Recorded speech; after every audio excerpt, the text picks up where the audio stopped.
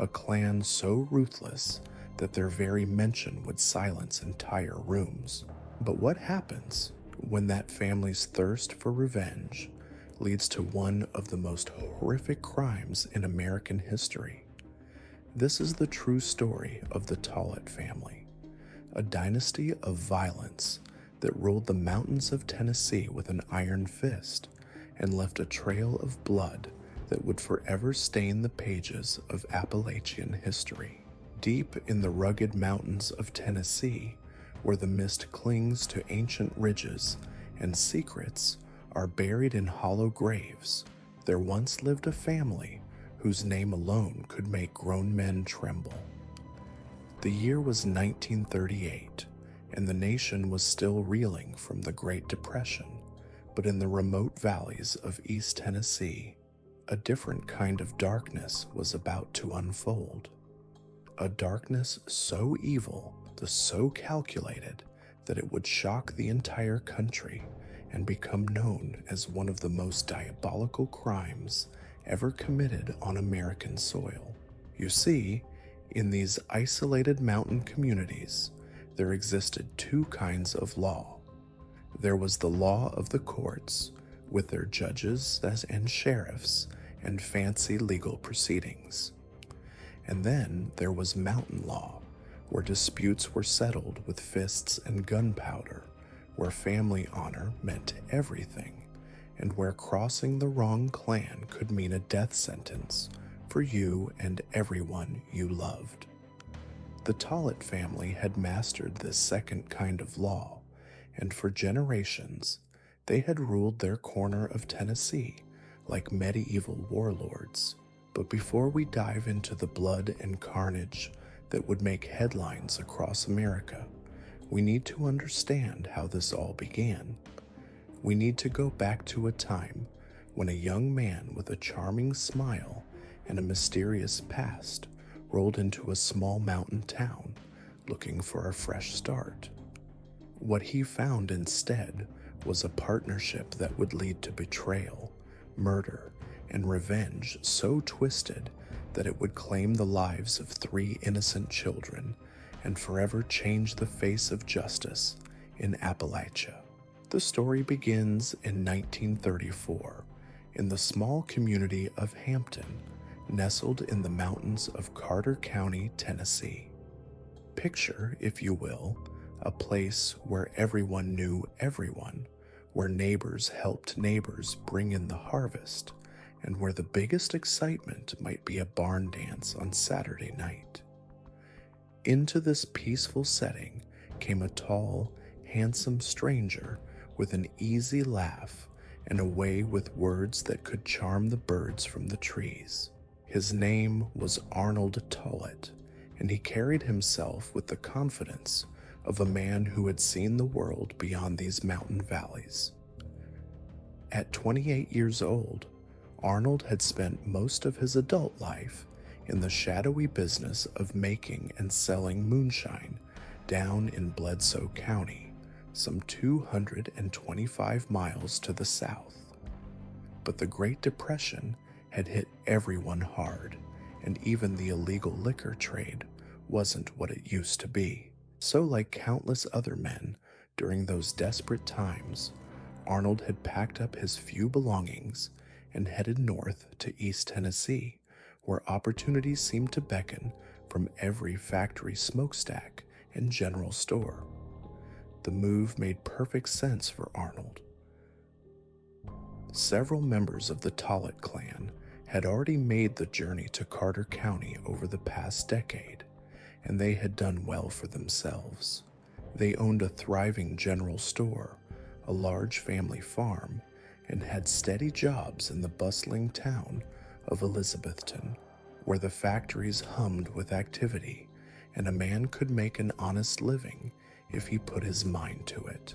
Arnold wasn't alone in his journey northward. By his side was his wife Gladys, a woman who loved to socialize just as much as her husband did. The couple shared a passion for music, dancing, and the kind of good times that could make a person forget about the hardships of the world outside. It didn't take long for them to discover that Carter County was full of folks who felt the same way. Every weekend, it seemed, there was a barn dance somewhere in the county. Farmers would clear out their haylofts, local musicians would tune up their fiddles and banjos, and families would gather from miles around to stomp their feet and forget their troubles. The air would be thick with the smell of tobacco smoke and the sound of laughter, and if you knew where to look, you could always find a mason jar full of something that would warm your belly and loosen your tongue. It was at one of these lively gatherings that Arnold and Gladys met a couple who would change the course of their lives forever. Harmon and Pauline Gouge were the kind of people who seemed to have everything going for them. Harmon was a hard-working man with a steady job at one of the local factories, but he was also a businessman at heart. He owned not one, but 2 gas stations in the area, and his entrepreneurial spirit had allowed him to build his family a beautiful 6-room bungalow house that was the envy of many in the community. Pauline was a devoted mother to their 3 young daughters, and like Gladys, she loved nothing more than a good party with friends and neighbors. The 2 couples hit it off immediately, bonding over their shared love of music, dancing, and the kind of companionship that could make even the darkest winter nights seem bright and warm. The friendship between the Tolletts and the Gouges grew stronger with each passing week. They spent their evenings together, sharing meals and stories, and their weekends dancing until the early hours of the morning. Before long, Arnold and Gladys had moved in with Harmon and Pauline, turning the spacious bungalow into a home filled with laughter and the constant chatter of 4 adults who genuinely enjoyed each other's company. But friendship wasn't the only thing brewing between these 2 men. Harmon Gouge had been watching Arnold Tollett carefully, and he liked what he saw. Arnold had a natural charm that drew people to him, and more importantly, he seemed to understand the finer points of business, especially the kind of business that operated in the shadows beyond the reach of prying eyes and government regulations. It wasn't long before Harmon approached Arnold with a proposition. What if they went into business together? What if they opened their own establishment, a place where hardworking folks could come to grab a bite to eat and maybe wash it down with something a little stronger than sweet tea? The idea excited both men, and within a matter of months, they had pooled their resources and opened a place they called the Bluebird Tavern. From the outside, the Bluebird looked like any other small-town eatery. Folks could come in through the front door and order a plate of beans and cornbread, maybe some fried chicken if it was available. But those in the know understood that the real business happened out back, where Arnold served up mason jars filled with clear liquid that could knock a grown man flat if he wasn't careful. The arrangement worked perfectly for both partners. Harmon continued working his factory job and tending to his gas stations during the day, while Arnold ran the tavern and handled the more delicate aspects of their operation. Business was good, so good that it wasn't long before they needed to expand their supply of the liquid gold that kept their customers coming back night after night. That's when Arnold suggested they take a little trip back to his old stomping grounds in Bledsoe County. He knew people down there, he explained to Harmon, people who could provide them with all the high-quality moonshine they could ever hope to sell. What Arnold didn't mention was exactly who these people were, or what kind of reputation the Tollett name carried in that part of the state. The trips south began as simple business ventures. Arnold and Harmon would load up Harmon's car and make the long drive down winding mountain roads to the remote valleys of Bledsoe County. There, they would meet with Arnold's contacts, exchange money for mason jars full of clear lightning, and make the return journey with enough inventory to keep the Bluebirds supplied for weeks. But Harmon Gouge was about to learn that some business relationships come with a price that goes far beyond money. He was about to discover that the Tollett name carried weight in Bledsoe County, the kind of weight that could crush a man if he wasn't careful. And most importantly, he was about to find out that in the mountains of Tennessee, family loyalty ran deeper than blood, and crossing the wrong family could have consequences that would echo through generations. The Sequatchie Valley, where Arnold's family had their roots, was a place unlike anywhere else in Tennessee. Walled in by the towering Cumberland Plateau on one side and Walden's Ridge on the other, it was a natural fortress that had been home to the Tollett clan for generations. They had been among the first white settlers to claim this land after the Native Americans were driven out, and over the decades, they had built their own kingdom in this isolated valley. In Bledsoe County, the Tollett name wasn't just respected, it was feared.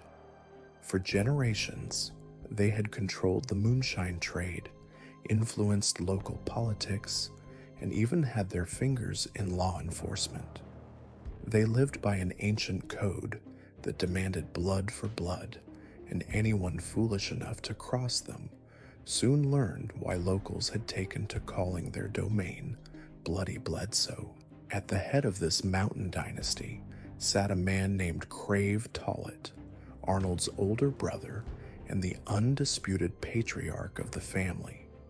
Crave was everything you would expect from a mountain clan leader, a man who commanded respect through a combination of cunning, ruthlessness, and an absolute refusal to let any slight against his family go unpunished. Around him, he had gathered a collection of men who were willing to do whatever it took to maintain the family's iron grip on power. There was Church Lester, a cold-blooded killer who had never seen the inside of a prison cell, despite leaving a trail of bodies in his wake.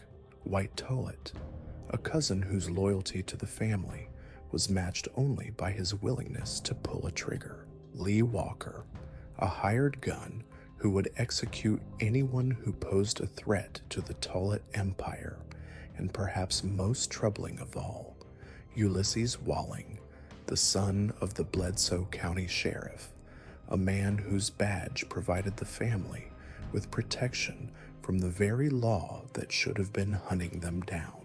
These men operated with impunity in Bloody Bledsoe, carrying out execution-style murders whenever Crave Tollett felt the need to eliminate a rival or send a message to anyone who might be thinking of challenging the family's authority.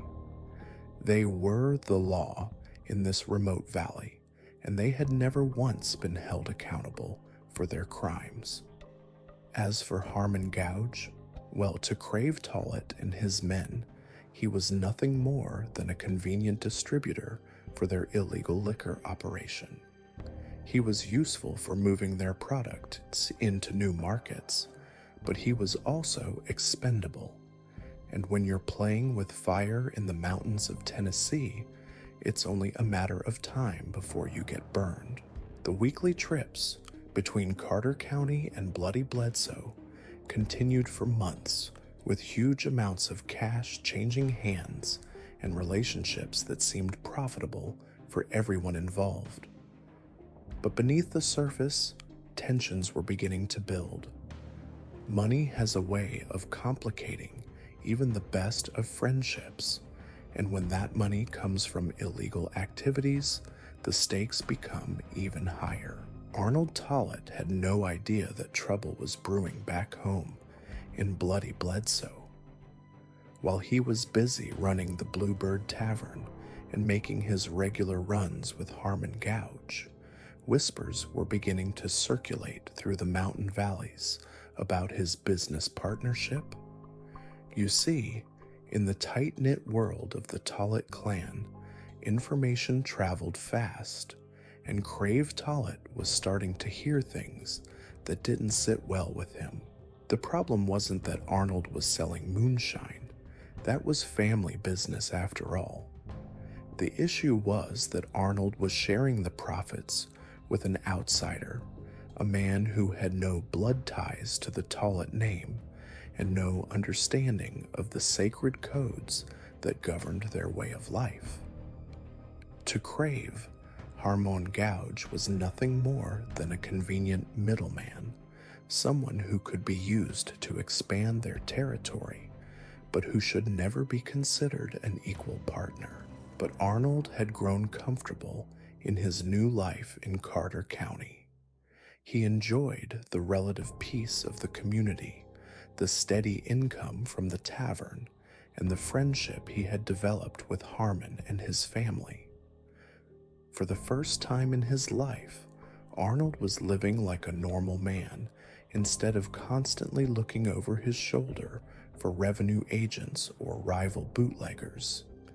He had no desire to return to the violent world of bloody Bledsoe, and he certainly didn't want to involve his new partner in the deadly games that his family played. This desire for a peaceful life would prove to be Arnold's fatal mistake.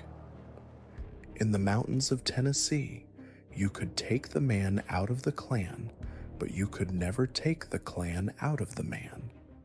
And whether Arnold liked it or not, he carried the Tollett name, which meant he carried all the responsibilities and dangers that came with it. The first signs of trouble appeared in late 1936, when business at the Bluebird Tavern began to slow down. The Great Depression was still gripping the nation, and even folks who enjoyed their illegal liquor were tightening their belts. Competition from other establishments was increasing, and the steady flow of customers that had made the partnership so profitable was beginning to dwindle to a trickle. As the money dried up, so did the friendship between Arnold and Harmon. Both men were feeling the financial strain, and both were looking for someone to blame. Arnold believed that Harmon wasn't working hard enough to promote the business, while Harmon felt that Arnold was spending too much time socializing with customers instead of focusing on the bottom line. The disagreements that had once been settled with a handshake and a shot of whiskey now turned into heated arguments that could be heard throughout the house. Gladys and Pauline tried their best to keep the peace, but the tension between their husbands was becoming impossible to ignore. The comfortable living arrangement that had worked so well for over 2 years was beginning to crack under the pressure. Things came to a head when over 100 gallons of premium moonshine went missing from the tavern's storage room. It was their most expensive inventory, the kind of high-quality liquor that commanded the top dollar from their most discerning customers. The loss represented hundreds of dollars in potential profit, money that neither man could afford to lose. Arnold immediately suspected that Harmon had moved the liquor without telling him, perhaps to one of his gas stations where he could sell it privately and keep all the profits for himself. Harmon, meanwhile, was convinced that Arnold had sold the whiskey to one of his old contacts from Bledsoe County, cutting him out of the deal entirely. The accusations flew back and forth like bullets in a gunfight, with each man becoming more convinced of the other's guilt. Neither would back down, and neither would admit the possibility that they might be wrong. The partnerships that had once seemed so promising was dissolving in a cloud of mutual suspicion and resentment. By Christmas of 1936, Arnold and Gladys had moved out of the Gouge home, finding their own place in town where they could live without the constant tension that had made their previous situation unbearable. The two former friends stopped speaking to each other entirely, communicating only through mutual acquaintances when business matters absolutely required it. The silence between them stretched through the holidays and into the new year. New Year's Day, 1937, came and went without any reconciliation, and as the weeks passed, it became clear that the friendship between Arnold Tollett and Harmon Gouge was over for good. What neither man realized was that their personal dispute was about to explode into something far more dangerous than either of them could have imagined. On January 30th, Gladys Tollett gave birth to their first child, a moment that should have been filled with joy and celebration. But instead of basking in the happiness of new fatherhood, Arnold found himself facing a very practical problem. The doctor who had delivered the baby needed to be paid, and Arnold was short on cash. He spent the entire day searching Carter County for his former partner, swallowing his pride as he prepared to ask Harmon for the money he believed he was owed from their dissolved partnership. Finally, late in the afternoon, he tracked Harmon down at one of his gas stations in Hampton, where the businessman was going over his books and preparing to close up for the day. From the moment Arnold walked through the door, it was clear that this conversation was not going to go well. The months of silence and resentment had only made the anger between them stronger, and neither man was in any mood to compromise. Arnold demanded payment for what he claimed was his share of the tavern's remaining assets, while Harmon insisted that Arnold had already taken more than his fair share when he walked away from their partnership. Voices were raised, fingers were pointed, and old grievances were dragged out and examined like evidence in a courtroom. Other customers in the gas station began to edge toward the door, sensing that something dangerous was building between these two men who had once been the best of friends. What happened next would be debated for years to come, because when the shooting stopped, only one man was left alive to tell his version of the story. According to Harmon Gouge, he tried to end the argument by walking away from Arnold and heading toward the back of the store, but Arnold wouldn't let it go. Fueled by desperation and anger, Arnold allegedly pulled out a knife and lunged at his former partner, forcing Harmon to defend himself. In the struggle that followed, Harmon managed to draw his pistol and fire 2 shots into Arnold's chest, dropping the younger man to the floor of the gas station, where he died within minutes.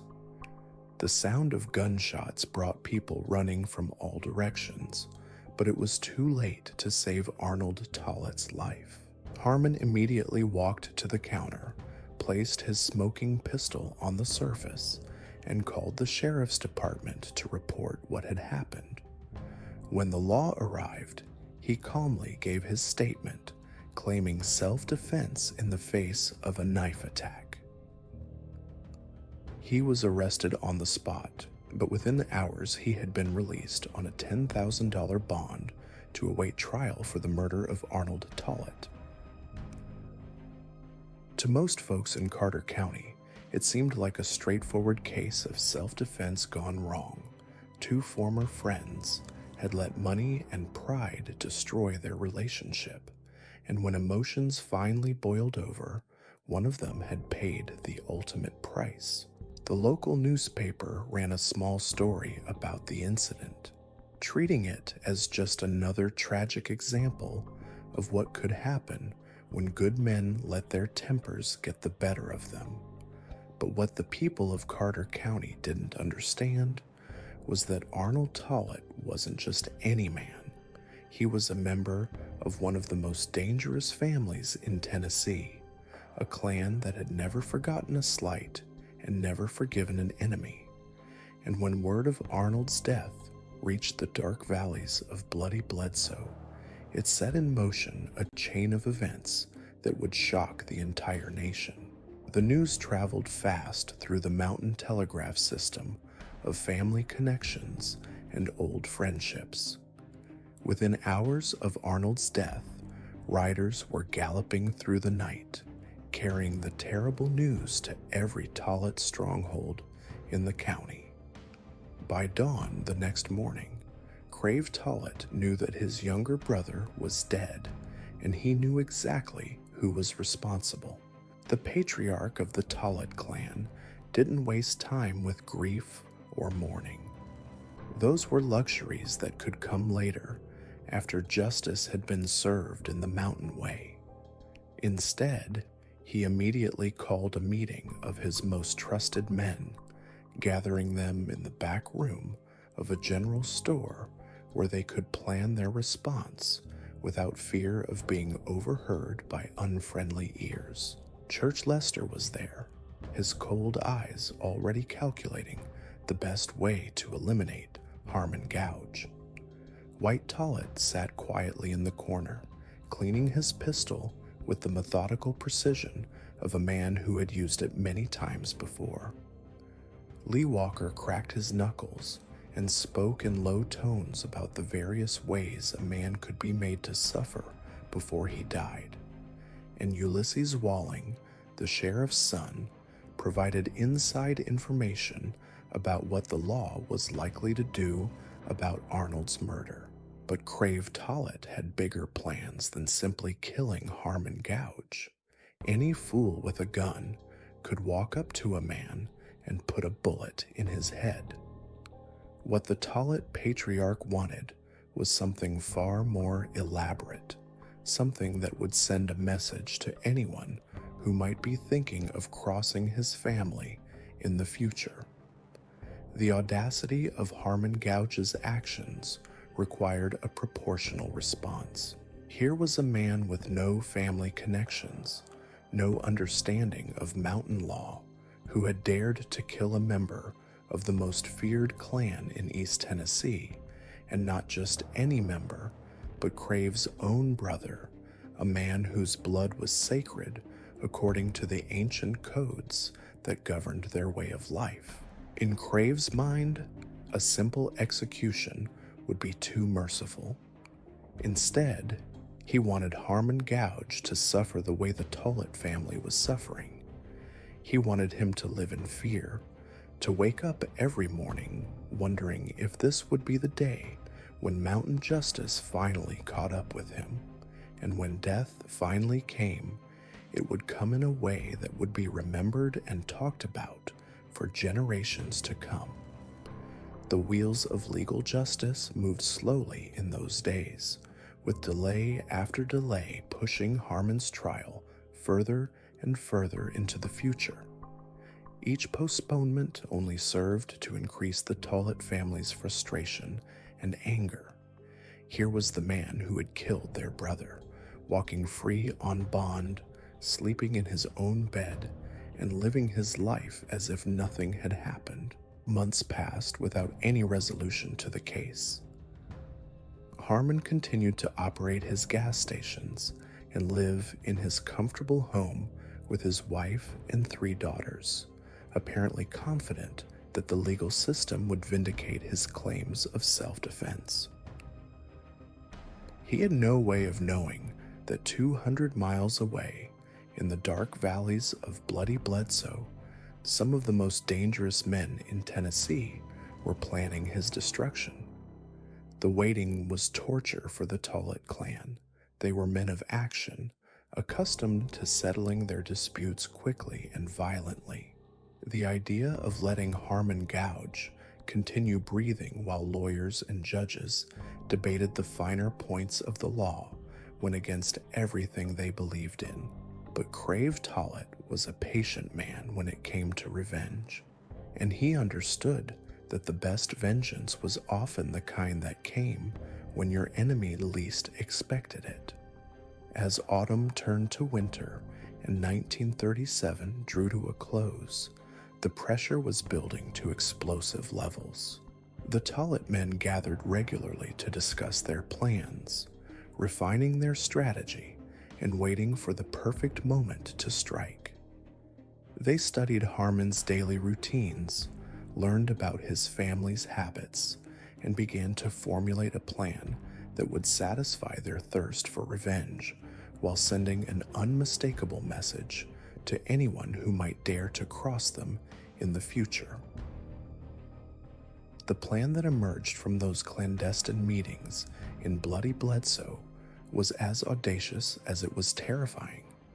On November 7th, 1937, nearly 10 months after Arnold's death, Crave Tollett decided that the time for waiting had come to an end.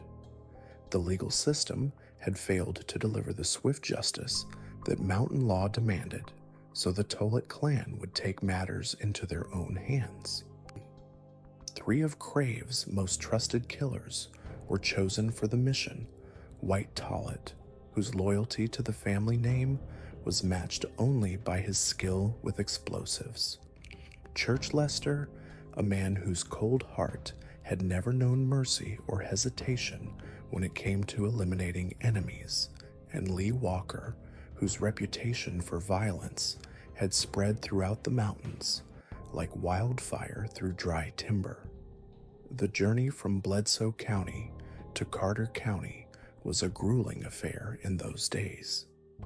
The roads were little more than dirt paths that wound through treacherous mountain passes, and making the 225-mile trip required driving through the darkest hours of the night.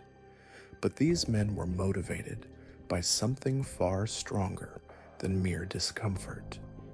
They were driven by the sacred duty of family vengeance, a calling that burned in their souls like the fires of hell itself. As their automobile climbed through the misty mountain passes, the 3 killers spoke in hushed tones about the task ahead. They had studied Harmon's daily routine for weeks, learning when he left for work, where he went for lunch, and most importantly, where he parked his beloved 1937 Chevrolet automobile. The car had become an extension of Harmon's identity, a symbol of his success and prosperity that he polished every weekend with the pride of a man who had worked hard for everything he owned. What Harmon didn't know was that his prized possession was about to become his coffin. The 3 men arrived in Hampton under the cover of darkness, parking their vehicle a full block away from the Gouge residence to avoid detection. Like shadows moving through the night, they crept through back alleys and side streets until they reached Harmon's garage, where his shining Chevrolet sat waiting for the morning commute.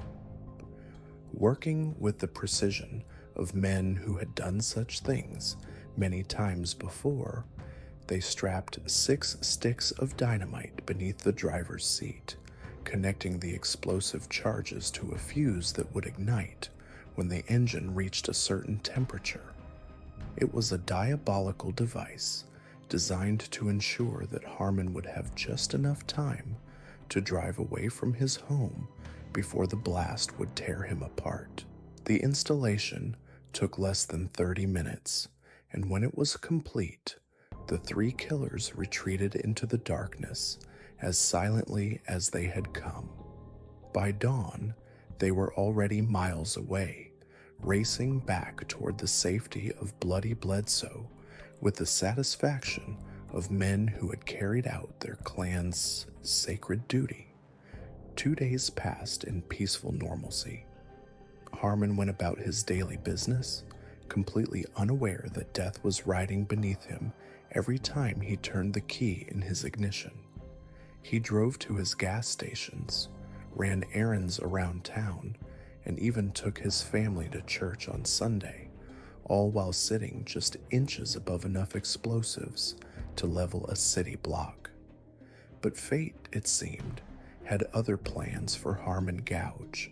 On the morning of November 9th, Harmon was driving through town when nature called, and he decided to stop at a local gas station to use the restroom.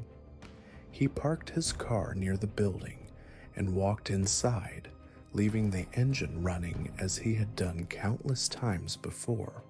What he didn't realize was that the heat from the engine had finally reached the critical temperature needed to ignite the fuse. Harmon had been inside the restroom for perhaps 15 seconds when the world exploded around him. The blast was so powerful that it blew the bathroom door clean off its hinges and sent shockwaves through every building within a quarter-mile radius. Windows shattered like crystal raindrops, and the sound of the explosion echoed through the mountain valleys like the roar of an angry god.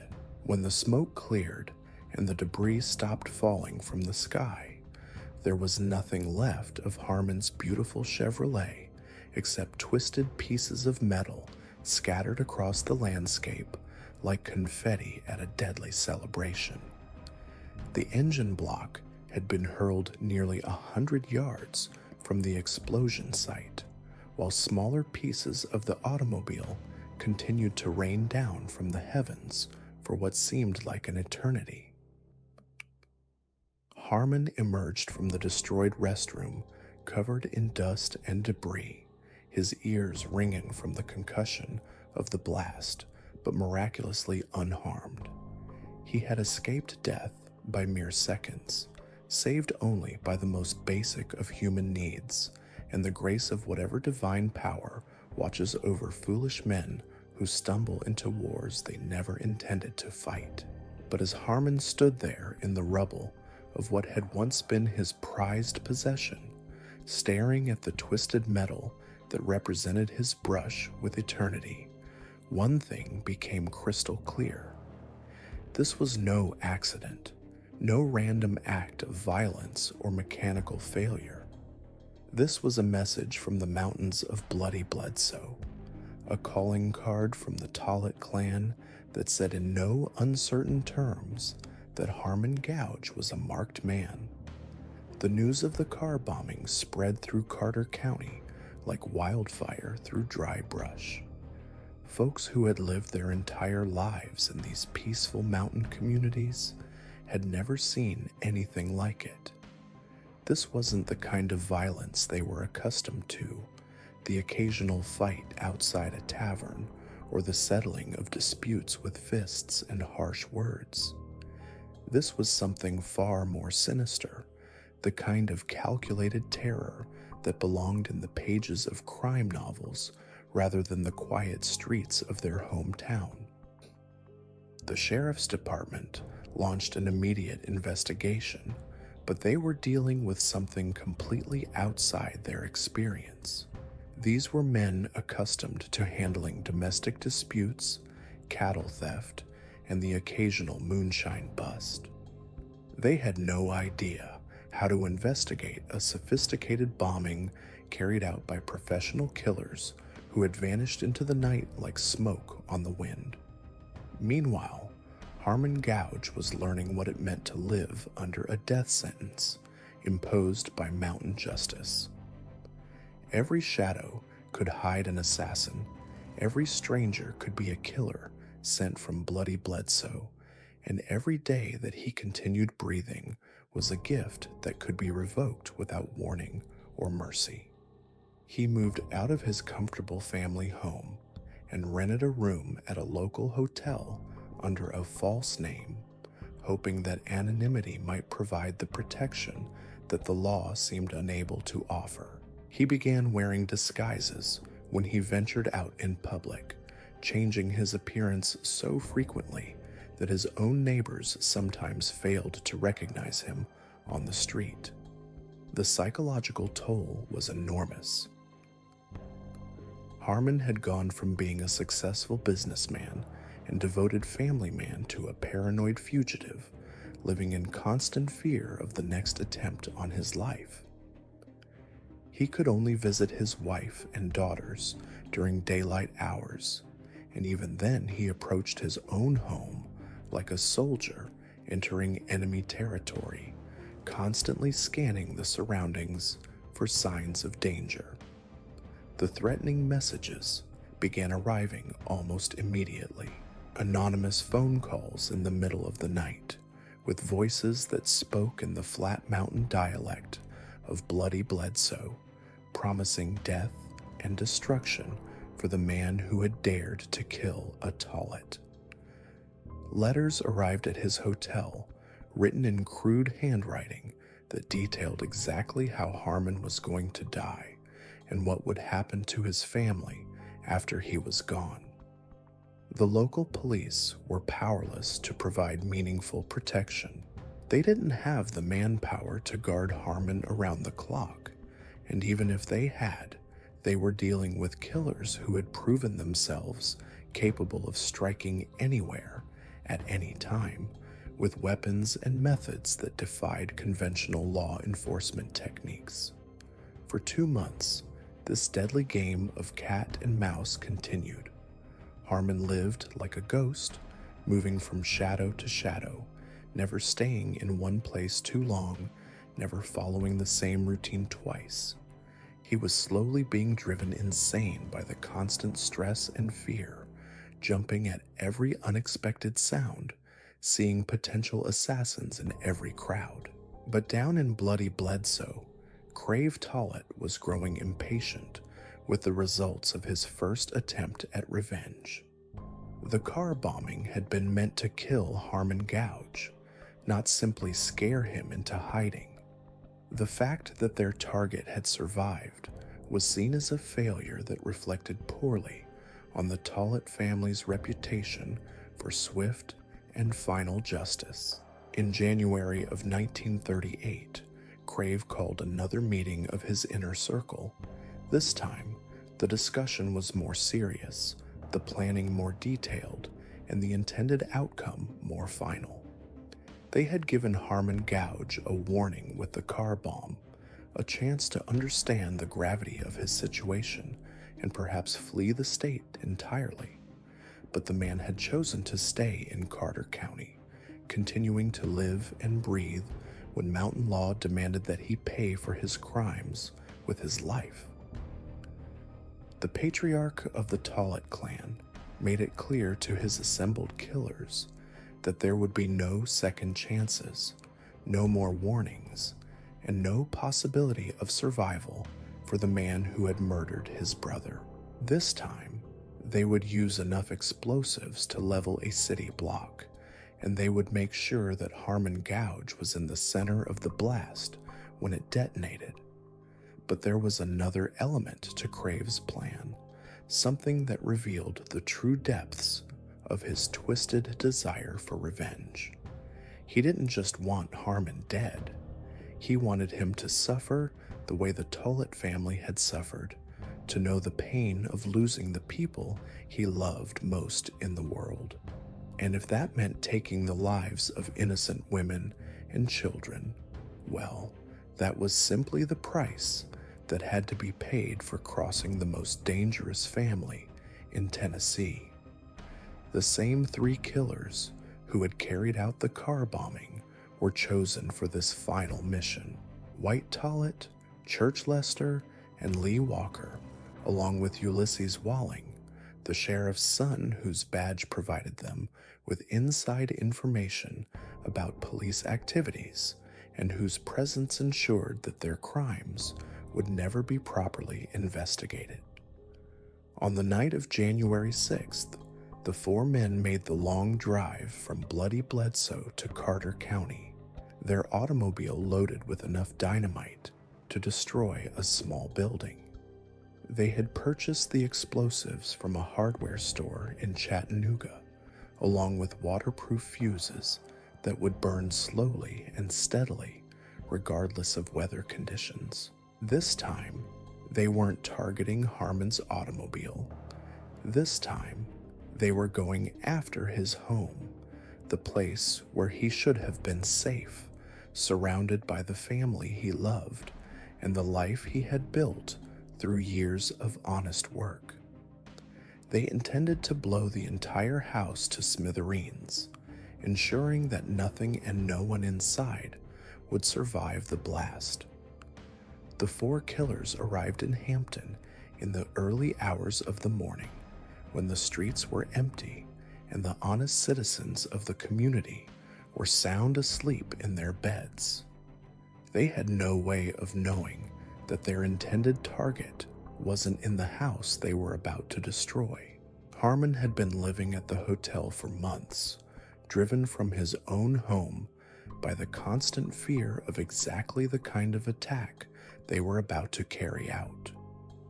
Working in the darkness, the four men crawled through a basement window and began setting their charges.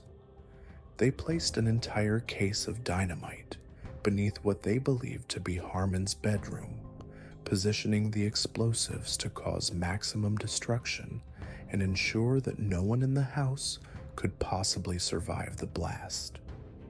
The waterproof fuses were run from the basement all the way out to the street, where they could be lit from a safe distance. The killers had calculated that the fuses would burn at a rate of 1 foot per minute, giving them plenty of time to escape before the explosion leveled the house and everyone inside it. As they prepared to light the fuses and begin their retreat back to Bloody Bledsoe, one of the men called out with savage glee, "Somebody's gonna get blown to hell tonight, boys."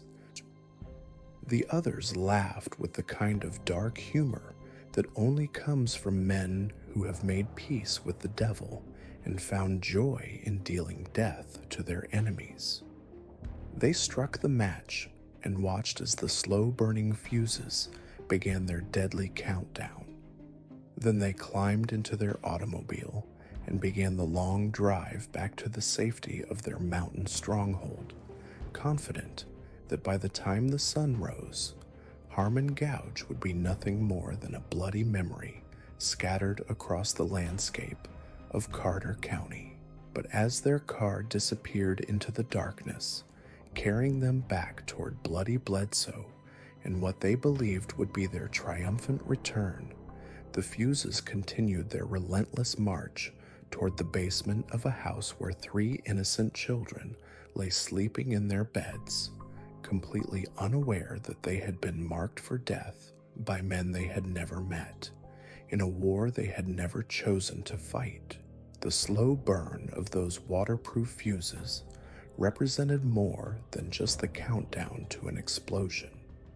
They represented the final moments before one of the most horrific crimes in American history would be unleashed upon the world, a crime so savage and senseless that it would shock the conscience of an entire nation and forever change the way people thought about justice, revenge, and the price of violence in the mountains of Appalachia. At exactly 1 hour and 37 minutes after the fuses had been lit, the quiet mountain town of Hampton was shattered by an explosion so powerful that it registered on seismographs hundreds of miles away. The entire Gouge house simply vanished in a ball of fire and smoke, replaced by a crater in the earth and a shower of debris that rained down like deadly hail across the neighborhood. The concussion from the blast was so tremendous that it knocked people from their beds in houses over a mile away.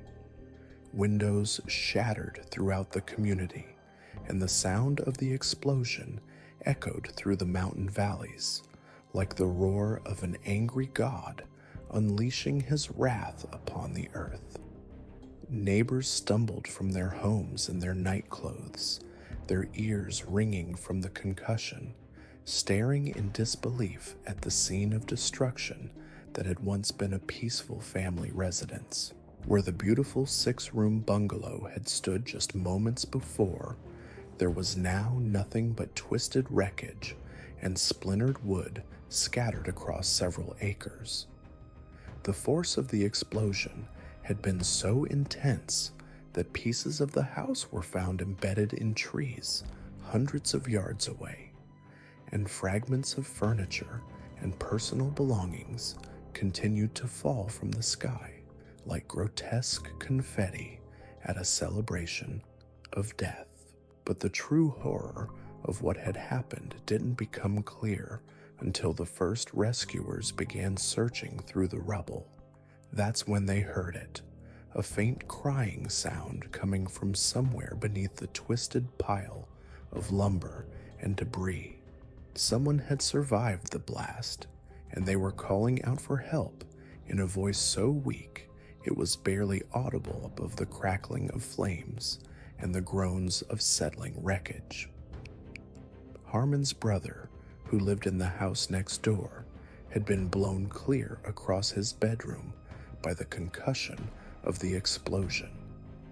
As soon as he recovered his senses, he rushed outside to help with the rescue efforts, his heart pounding with the terrible knowledge of who had been sleeping in that house when the dynamite detonated.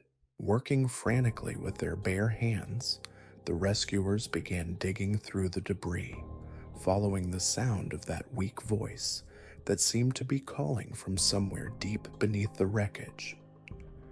After what felt like an eternity of desperate searching, they found her. Pauline Gouge, the devoted mother and wife who had been sleeping peacefully just minutes before, was buried beneath a massive beam that had somehow shielded her from the worst of the blast. She was barely alive, her chest crushed and her body broken in ways that made the rescuers sick to look at her.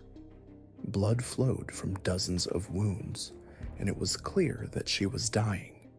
But somehow, impossibly, she was still breathing, still clinging to life with the desperate determination of a mother who knew her children needed her. As they carefully lifted Pauline from the wreckage, the rescuers could hear other sounds coming from different parts of the debris field. More voices, weaker than their mothers, calling out in the darkness, like lost souls crying for salvation. The 3 little girls were somewhere in that twisted maze of wood and stone, and every second that passed made their chances of survival smaller. The search became more frantic as neighbors and family members arrived at the scene, their faces pale with horror as they began to understand the magnitude of what had happened. These weren't just random victims of some terrible accident. These were innocent children who had been murdered in their beds by men who had never even met them, killed simply because they shared a name and a roof with someone who had crossed the wrong family. 6-year-old Roma Gian was found first, her small body broken, but her spirit still fighting for life. The rescuers worked with desperate efficiency to free her from the debris, their hearts breaking as they saw the extent of her injuries. She was rushed to the nearest doctor, but it was clear that her wounds were too severe for the primitive medical facilities available in rural Tennessee. 9-year-old Sonia was discovered next, buried beneath what had once been her bedroom wall. Like her younger sister, she was critically injured but still alive, her breathing shallow and labored as the rescuers carefully extracted her from the wreckage. The sight of these broken children, victims of a war they had never chosen to fight, moved grown men to tears and filled them with a rage that burned hotter than the fires still smoldering in the ruins of their home. The last to be found was 8-year-old Lorene, trapped beneath a section of the roof that had collapsed directly onto her bed. By the time the rescuers reached her, she was barely conscious, her small voice calling weakly for her mother as they worked to free her from the debris that had become her tomb. All 3 children were rushed to the local hospital, where doctors worked frantically to save their lives.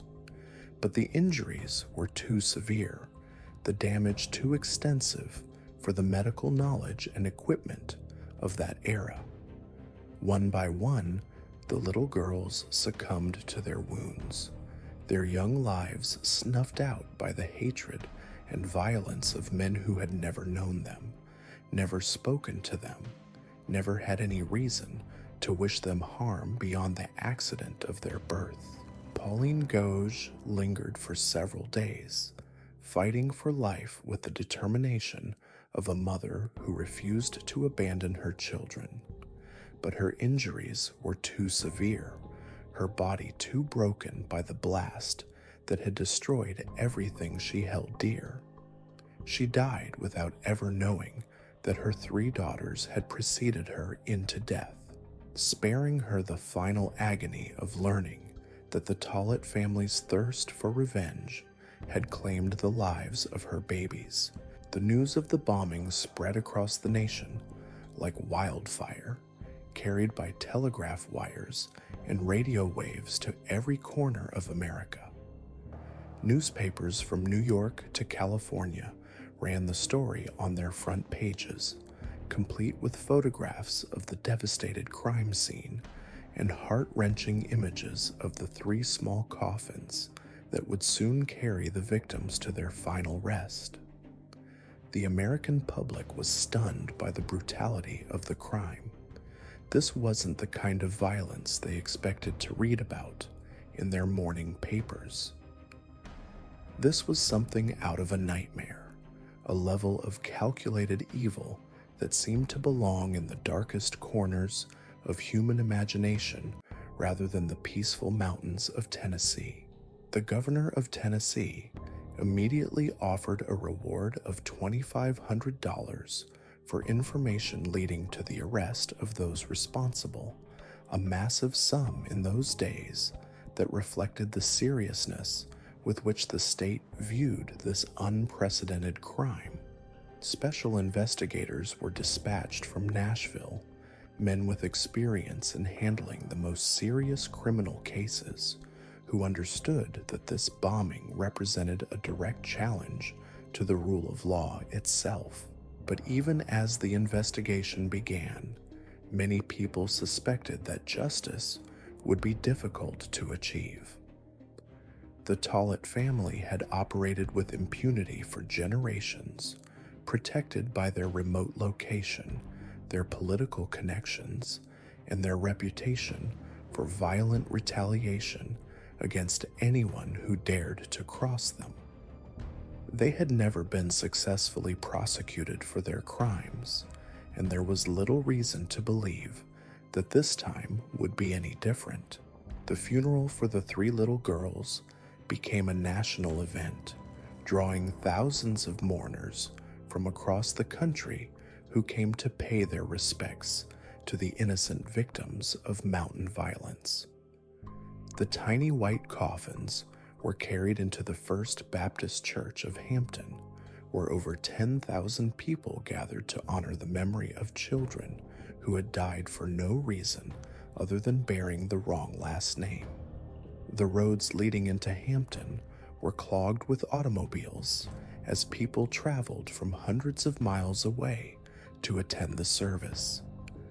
The church was filled to overflowing, with mourners spilling out into the yard and down the street, all of them united in their grief and their outrage at the senseless crime that had taken these young lives.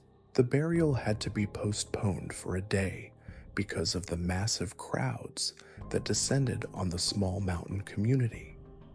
When the funeral procession finally made its way to the cemetery, it stretched for miles, a river of humanity moving slowly through the mountain landscape toward the hilltop where the 3 sisters would be laid to rest. The cemetery was located on such a steep hillside that automobiles couldn't make the climb. Instead, the three small coffins were loaded onto a horse-drawn sled and pulled up the mountainside by a team of workhorses, their hooves slipping and sliding on the rocky terrain as they carried their precious cargo toward its final destination. At the graveside, thousands of people stood in silence as the three coffins were lowered into the earth. Children from the local schools had been given the day off to attend the service, and they stood with their parents, many of them the same age as the victims, trying to understand how such a terrible thing could happen in their peaceful community. The investigation into the bombing moved swiftly once the authorities realized the magnitude of the crime they were dealing with. The evidence was overwhelming, starting with the fragments of waterproof fuse that had been recovered from the blast site. When examined under a microscope, the fuse material revealed the name of the hardware store in Chattanooga where it had been purchased, giving investigators their first solid lead. From there, it was a matter of following the trail of evidence back to its source. Store records showed that the fuse had been purchased by two men who matched the descriptions of known Tollett associates. Witnesses were found who could place these men in Chattanooga on the day of the purchase, and their license plate number was traced back to Bledsoe County. The net was closing around the killers, but arresting them would prove to be another matter entirely.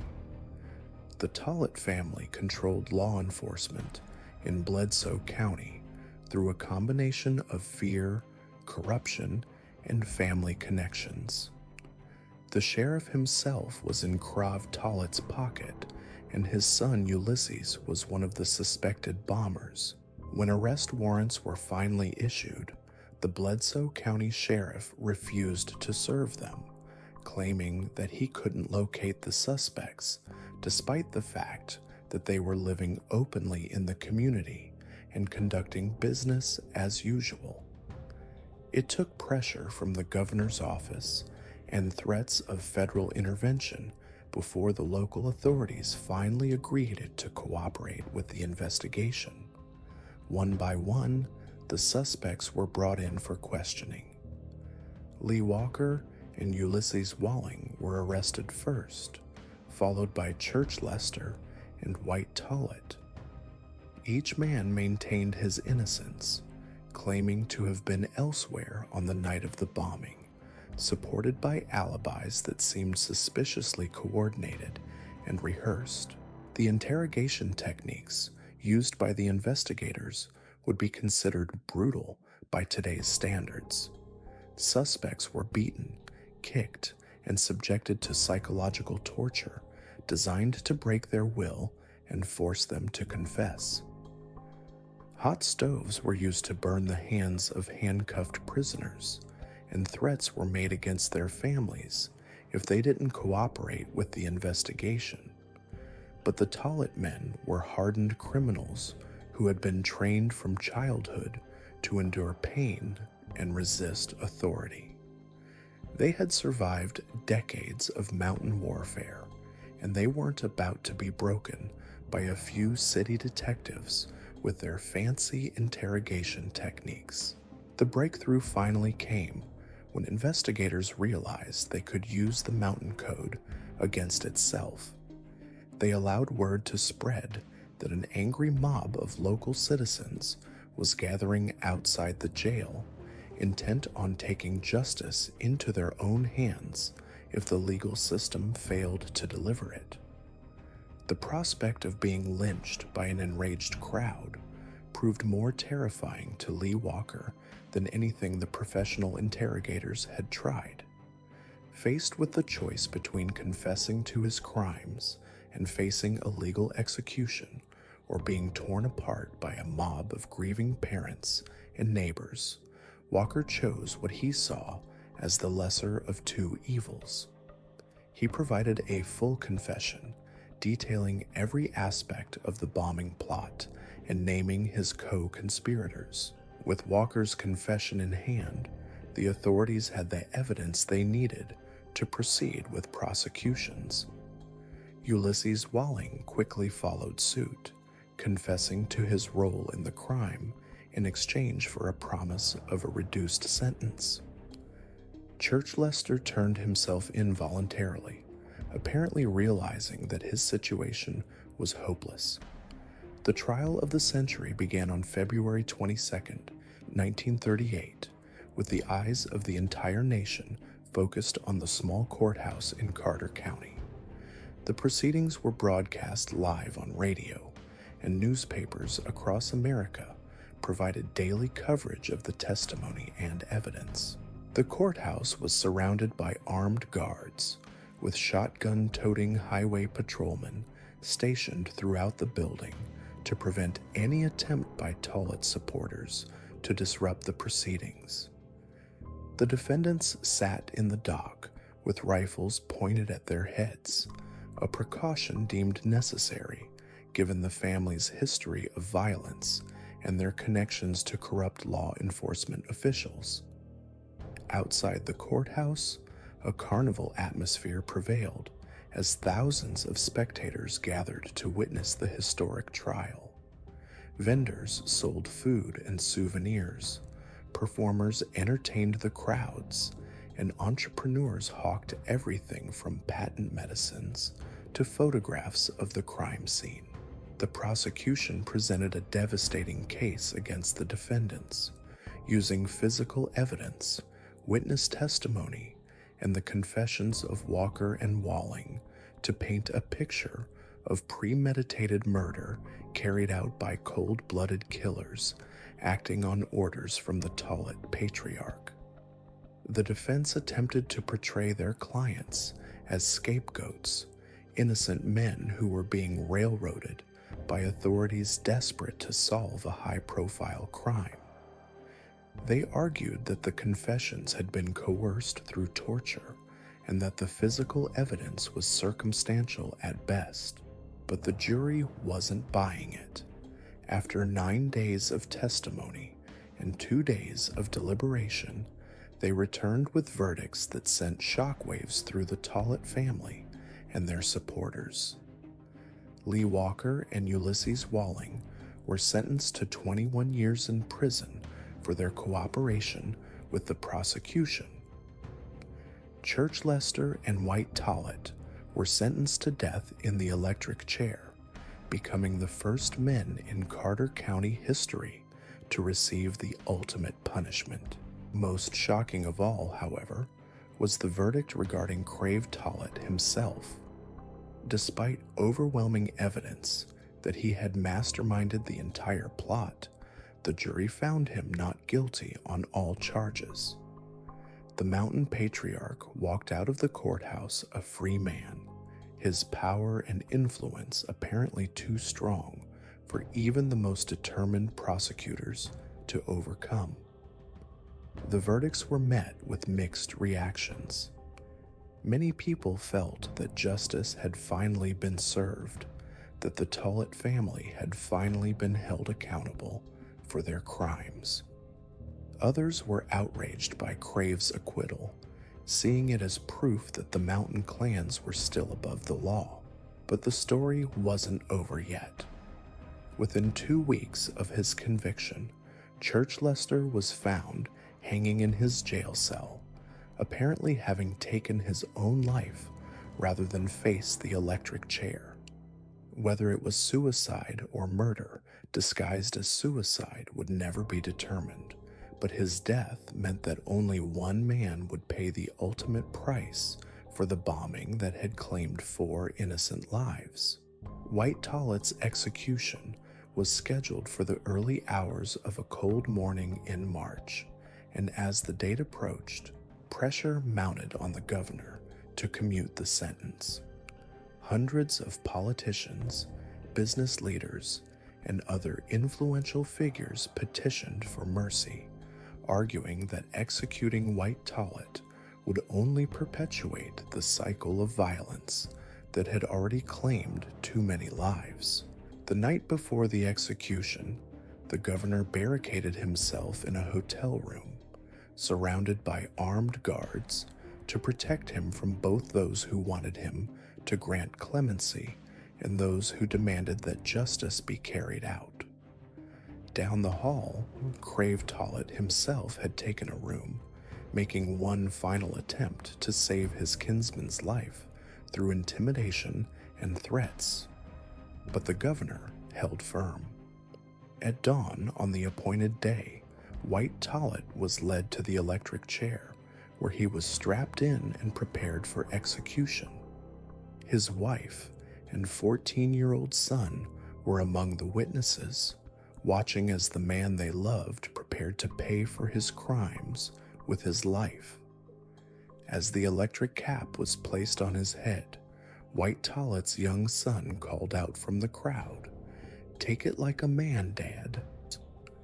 The condemned man looked toward his family one last time and replied, "I can take it. Meet me up there." A moment later, the switch was thrown and White Tollett was launched into eternity, the only member of the Tollett clan to pay the ultimate price for the bombing that had horrified a nation. And what of Harmon Gouge, the man whose dispute with Arnold Tollett had set this entire tragedy in motion? He still faced trial for the killing that had started it all, but when his case finally came before a jury, the outcome was never in doubt. The same courtroom that had witnessed the conviction of the bombers now saw Harmon acquitted of all charges in just 65 minutes of deliberation.